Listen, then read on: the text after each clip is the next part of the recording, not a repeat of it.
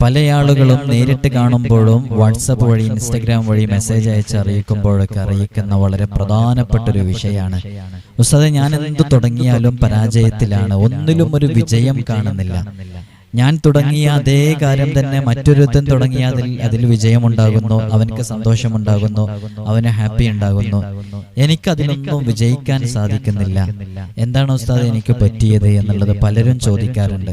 ബിസിനസ്സുകളിൽ തകർച്ചയുള്ളവര്, അങ്ങനെ തുടങ്ങി കച്ചവടം പൊട്ടിയവര്, ചതികളിൽ പെടുന്നവര്, ഇങ്ങനെ ഏത് വിഷയങ്ങളിലും പരാജയപ്പെടുന്ന ആളുകളെ എല്ലാവരും മനസ്സിലാക്കാൻ വേണ്ടിയിട്ട് പറയാണ്, ഏതു കാര്യം തുടങ്ങുമ്പോഴും ഏത് വിഷയത്തിലേക്ക് ഇറങ്ങുമ്പോഴും റബ്ബാകുന്ന അല്ലാഹു റബ്ബുൽ ഇസ്സത്തിനെ അവനെ തവക്കുലാക്കിയിട്ട് ഇറങ്ങുക എന്നുള്ളത് വളരെ പ്രധാനപ്പെട്ട കാര്യമാണ്.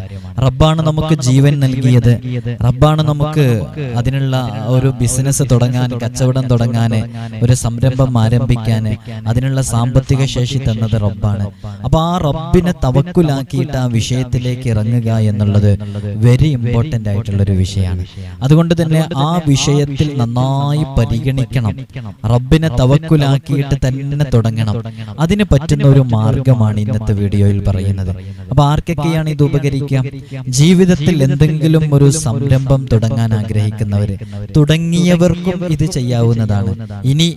ഇനി മുതൽ റാഹത്താവാൻ എന്നുള്ള നിയ്യത്ത് കരുതിയിട്ട്, അതേപോലെ തന്നെ ഏതു വിഷയങ്ങൾക്കും വിവാഹം ശരിയാകേണ്ട ആളുകൾക്ക്, അതേപോലെ തന്നെ ജോലി സംബന്ധമായ പ്രയാസങ്ങൾ അനുഭവിക്കുന്നവർക്ക്, വീട് വിൽപ്പന നടക്കേണ്ടവർക്ക്, ഏത് വിഷയങ്ങളും, ഒരാളൊരു വീട് എടുക്കുകയാണ്, നമ്മുടെ ജീവിതത്തിൽ ദുനിയാവിൽ എന്ത് വിഷയങ്ങൾ തുടങ്ങുന്നുണ്ടോ അതിലൊക്കെ അള്ളാഹുവിനെ തവക്കുലാക്കി തുടങ്ങാനും പ്രത്യേകം അള്ളാഹുവിന്റെ ഒരു പരിഗണനയും നോട്ടമൊക്കെ ലഭിക്കാൻ കാരണമാകുന്ന അതിമഹത്തായ ഒരു സൂറത്തിനെ കുറിച്ചാണ് ഇന്നത്തെ വീഡിയോയിൽ പറയുന്നത്. നിങ്ങൾക്ക് വീഡിയോ കൃത്യമായിട്ട് മുഴുവനായിട്ട് കണ്ടു മനസ്സിലാക്കിയിട്ട് നിങ്ങളത് കൃത്യമായി അതിനനുസരിച്ച് ചെയ്യണമെന്ന് ഓർമ്മപ്പെടുത്തുകയാണ്. നമ്മൾ ഇന്നത്തെ വീഡിയോയിൽ പറയാമെന്ന് പറഞ്ഞത്, ഏതു വിഷയങ്ങളിലേക്ക് ഇറങ്ങുമ്പോഴും അല്ലാഹു സുബ്ഹാനഹു വ തആലയെ തവക്കുലാക്കി ഇറങ്ങാൻ വേണ്ടി നമുക്ക് സാധിക്കുന്ന, അല്ലാഹുവിലേക്ക് ഭരമേൽപ്പിച്ച് ഇറങ്ങുക. അത് നമ്മുടെ കച്ചവടം തുടങ്ങുന്നതാവട്ടെ, ആദ്യമായിട്ട് പ്രവാസ ലോകത്തേക്ക് സഞ്ചരിക്കുന്ന ഒരു പ്രവാസിയാകാൻ ഉദ്ദേശിക്കുന്നവനാകട്ടെ, എന്തെങ്കിലും ഒരു വിഷയം തുടങ്ങാനിരിക്കുന്നവരാവട്ടെ, വീട് പണി തുടങ്ങാനിരിക്കുന്നവരാകട്ടെ, ഒരു ഭൂമി എടുക്കാൻ വേണ്ടി തീരുമാനിച്ചവരാവട്ടെ, ഏത് വിഷയങ്ങളാണെങ്കിലും, മകളുടെ വിവാഹം തീരുമാനിച്ചു, ഇങ്ങനെ തുടങ്ങി മകളുടെ വിവാഹം നടക്കുന്നില്ല, അല്ലെങ്കിൽ ഏത് വിഷയം നമ്മുടെ ജീവിതത്തിൽ സംഭവിക്കുന്ന ഏത് വിഷയത്തിനും നല്ലൊരു റാഹത്ത് ലഭിക്കാൻ വേണ്ടിയിട്ട് നമ്മൾ ഓർഡർ എടുക്കാൻ വേണ്ടി നമ്മുടെ കച്ചവട സ്ഥാപനത്തിലേക്ക് ഓർഡർ എടുക്കാൻ വേണ്ടി പോവുകയാണ്. എന്നാൽ പോകുന്നതിന്റെ തൊട്ട് മുമ്പ് ഇങ്ങനെ നമുക്ക് ചെയ്യാൻ പറ്റുന്ന ഒരു വളരെ പവിത്രതയുള്ള ഒരു സൂറത്തിനെ കുറിച്ചാണ് പറയുന്നത്. ഈ സൂറത്തിന്റെ പ്രത്യേകത, ഈ സൂറത്ത് ഹബീബായ സ്വല്ലല്ലാഹു അലൈഹി വസല്ലമ തങ്ങളിലേക്ക് ഇറങ്ങിയത് 70,000 മലക്കുകള് തസ്ബീഹും തഹ്മീദും ചൊല്ലിയിട്ട് ആ 70,000 മലക്കുകളുടെ അകമ്പടിയോടുകൂടെയാണ് ഈ സൂറത്ത് അഷ്റഫുൽ ഖൽഖ് മുഹമ്മദുർ റസൂലുള്ളാഹി സ്വല്ലല്ലാഹു അലൈഹി വസല്ലമ തങ്ങളിലേക്ക് ഇറങ്ങിയത്. അതുകൊണ്ട് തന്നെ ആ 70,000 മലക്കുകളുടെ കാവല്, ആ മലക്കുകളുടെ പ്രാർത്ഥന, ആ മലക്കുകളുടെ ദുആ, ആ മലക്കുകളുടെ ഹിഫ്ള്, അതൊക്കെ നമ്മുടെ ജീവിതത്തിൽ ഈ സൂറത്ത് ഓതുമ്പോൾ ഉണ്ടാകുമെന്നുള്ളതാണ്. പൂർവ്വസൂരികളായ, നമുക്ക് മുമ്പേ കടന്നുപോയ പൂർവ്വസൂരികളായ പണ്ഡിത മഹത്തുക്കൾ, അള്ളാഹുവിലേക്ക് അടുത്ത് ജീവിച്ച വലിയ വലിയ മഹാന്മാർ, അവരൊക്കെ അവരുടെ ഏത് വിഷയങ്ങൾ തുടങ്ങുമ്പോഴും ഈ സൂറത്ത് പാരായണം ചെയ്യാറുണ്ടായിരുന്നു. വിവാഹം ആരംഭിക്കുന്ന സമയത്ത്, വീട് പണി തുടങ്ങുന്ന സമയത്ത്, അതിന്റെ വിഷയങ്ങളിലേക്ക് ഇറങ്ങുന്ന സമയത്തൊക്കെ അവർ ഈ സൂറത്ത് ഓതാറുണ്ടായിരുന്നു. ഏത് സൂറത്താണോ ആ സൂറത്ത് എന്നറിയോ? ആ സൂറത്താണ് സൂറത്തുൽ അൻആം. ഞാൻ എന്നോട് നേരിട്ട് വരുന്ന പലർക്കും അവരെ, ഉസ്താദേ ഞാനൊരു കച്ചവടം തുടങ്ങുന്നുണ്ട് എന്ന് പറയുമ്പോൾ തന്നെ ഞാൻ പറയല്, ഇൻഷാ അല്ലാഹ് അതിന്റെ തുടക്കത്തിൽ നിങ്ങൾ സൂറത്തുൽ അൻആം പാരായണം ചെയ്യണം, നിർബന്ധമായിട്ടും പാരായണം ചെയ്യണം. ഉസ്താദിന്റെ ഭൂമി വിൽക്കാനുണ്ട് എന്ന് പറയുമ്പോൾ നിങ്ങൾ ആ ഭൂമിയിൽ പോയിരുന്ന് സൂറത്തുൽ അൻആം പാരായണം ചെയ്യണം. പലരും ഇത് കേട്ടവരുണ്ടാവും, ഞാൻ നേരിട്ട് തന്നെ പലരോടും പറഞ്ഞിട്ടുണ്ട്. അങ്ങനെ ഓതിയാൽ ആ വിഷയത്തിൽ അവന് പിന്നെ ഖേദിക്കേണ്ടി വരില്ല എന്നുള്ളതാണ്. ആ വിഷയത്തിൽ അവനക്കൊരു പ്രയാസം അനുഭവിക്കേണ്ടി വരില്ല. ശത്രുക്കളുടെ ഭാഗത്തു നിന്നുള്ള ശത്രുത, അസൂയാലുക്കളുടെ ഭാഗത്തു നിന്നുള്ള അസൂയ, കണ്ണിന്റെ ആളുകളുടെ ഭാഗത്തു നിന്നുള്ള കണ്ണീർ, ഇങ്ങനെ തുടങ്ങിയ സകല പ്രതിസന്ധികളെയും തരണം ചെയ്യാൻ കഴിയുന്ന വളരെ പവിത്രതയേറിയ സൂറത്താണ് ഈ സൂറത്ത്.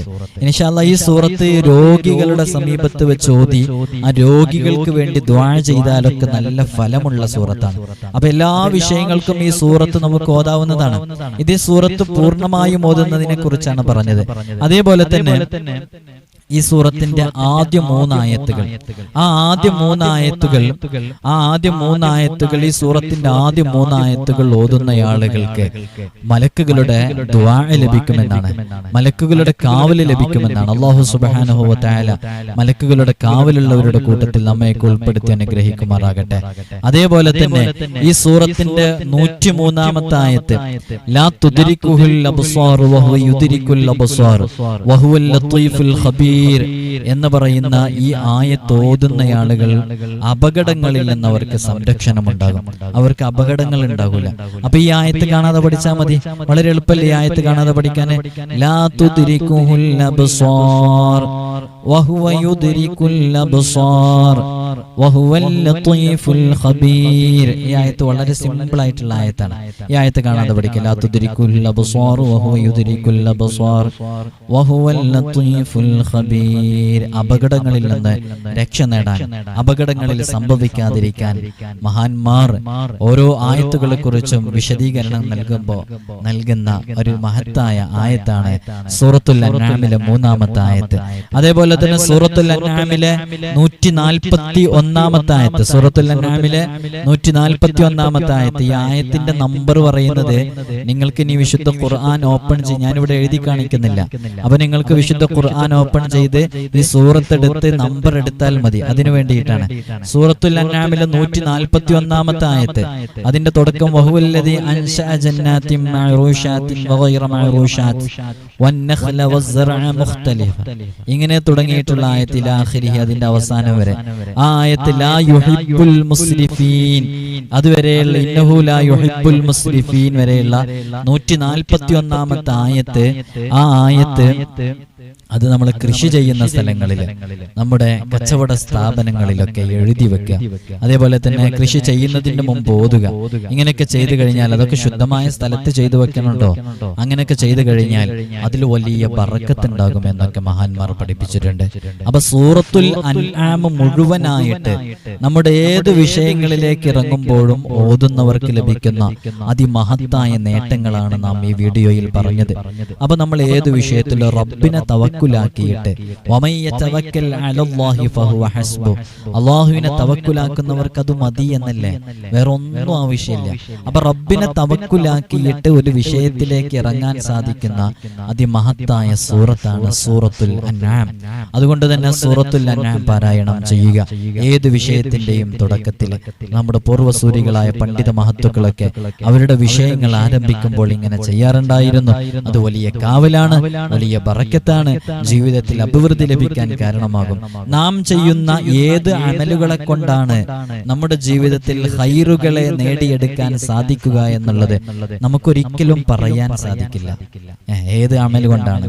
അപ്പൊ ഓരോ അമലുകളും കേൾക്കുമ്പോൾ, ഞാനിപ്പോ വീഡിയോകൾ ഒരുപാട് അമലുകൾ പറഞ്ഞുകൊണ്ട് ചെയ്തുകൊണ്ടിരിക്കുമ്പോൾ ഒരുപാട് മുഅ്മിനീങ്ങളും മുഅ്മിനാത്തുകൾ അതിന്റെ താഴെ എഴുതി അറിയിക്കും, ഉസ്താദെ ഞാൻ ഉസ്താദ് പറഞ്ഞ അമലുകളൊക്കെ എന്റെ ജീവിതത്തിൽ ചെയ്തിട്ടുണ്ട്. 12,000 ബിസ്മിയുടേത് ചൊല്ലി, ഉസ്താദെ യാ ലത്തീഫ് ചൊല്ലി, സൂറത്തുൽ ഫത്ഹ് ചൊല്ലി, സൂറത്തു യാസീനിന്റെ കുറെ അമല് പറഞ്ഞല്ലോ, അതൊക്കെ ചൊല്ലി. ഈ പറഞ്ഞ അമലുകളൊക്കെ ഞാൻ ചെയ്തിട്ടുണ്ടെന്ന്.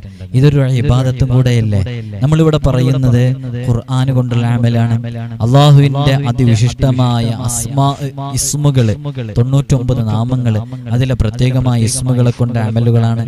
അഷ്റഫുൽ ഖൽഖ് മുഹമ്മദുർ റസൂലുള്ളാഹി സ്വല്ലല്ലാഹു അലൈഹി വസല്ലമ തങ്ങളുടെ അതരങ്ങളിൽ നിന്ന് ഉതിർന്നു വീണ ആ ഹദീസിന്റെ വചനങ്ങളിലൂടെ കണ്ട അദ്കാറുകളും തസ്ബീഹുകളൊക്കെ കൊണ്ടുള്ള അമലുകളാണ്.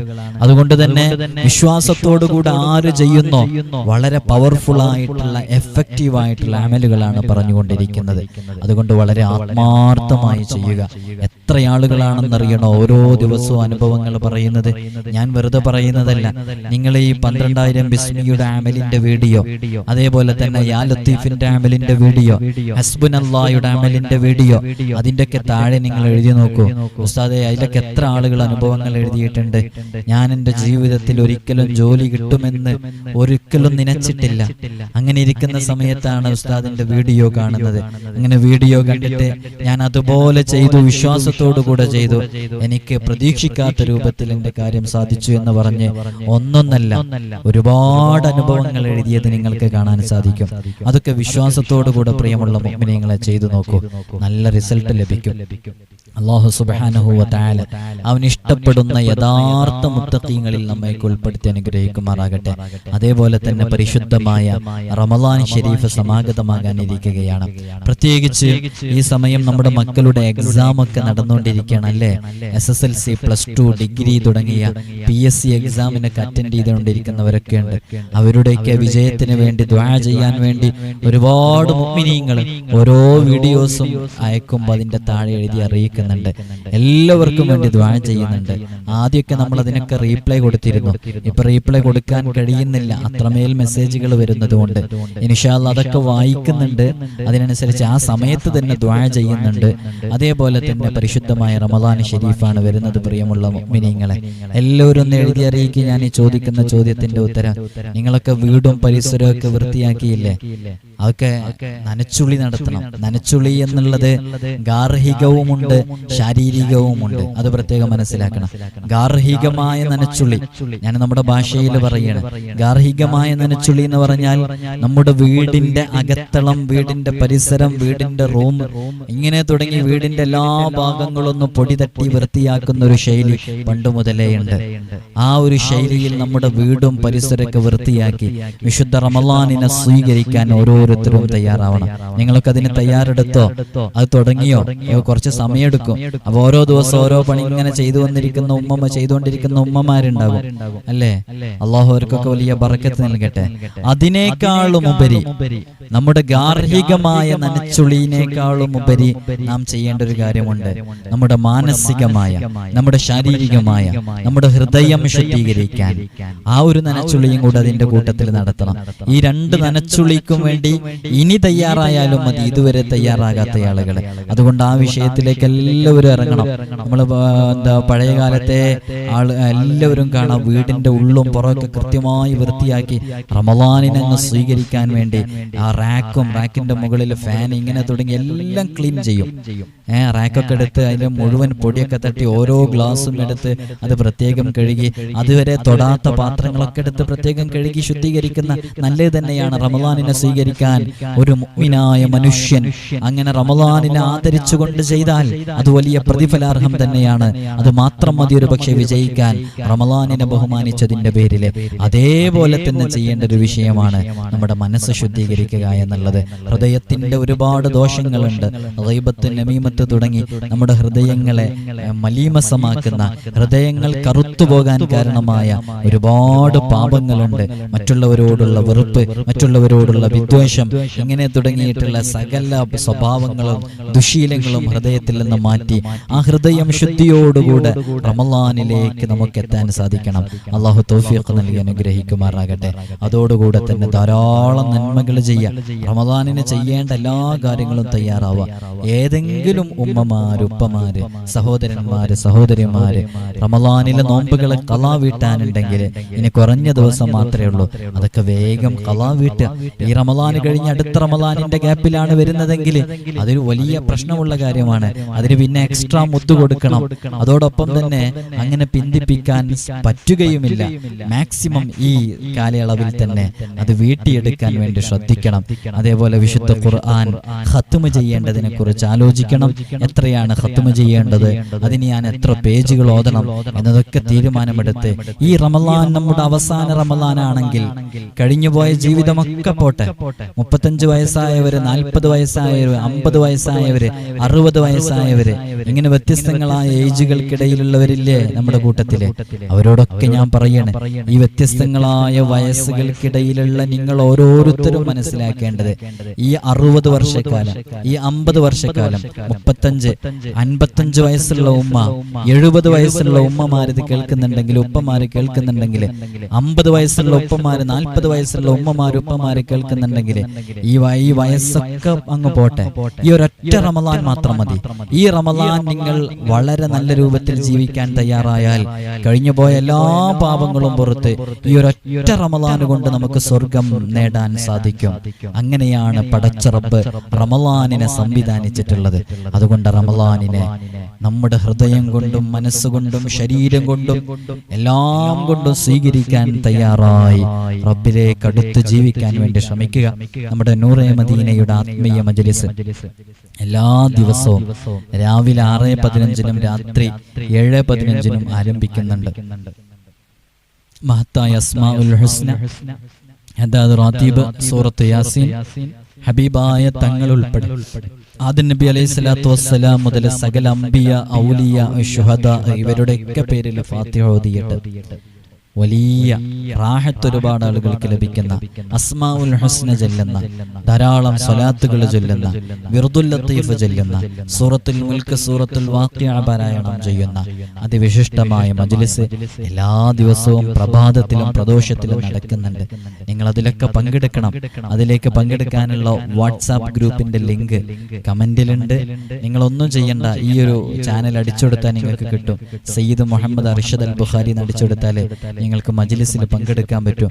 അതേപോലെ തന്നെ ഈ മജ്‌ലിസ് സബ്സ്ക്രൈബ് ചെയ്ത് വെച്ചാൽ, ഇൻഷാ അല്ലാഹ് ചാനൽ സബ്സ്ക്രൈബ് ചെയ്ത് വെച്ചാൽ നിങ്ങൾ യൂട്യൂബ് ഓപ്പൺ ചെയ്യുമ്പോൾ തന്നെ ഇത് നിങ്ങളുടെ ഈ മജ്‌ലിസ് നിങ്ങൾക്ക് കാണാൻ സാധിക്കും.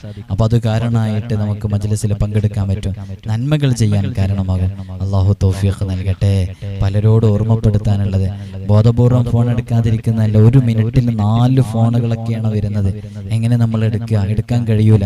അപ്പൊ ഞാൻ അധികം ഫോൺ എടുക്കല് ആരെങ്കിലും എൻ്റെ കൂടെ ഉണ്ടാകുന്ന സമയത്ത് അവര് ഫോൺ എടുത്ത് കാര്യങ്ങളൊക്കെ ഇവിടെ എഴുതി വെക്കും. അതാവുമ്പോൾ എളുപ്പമാണ്.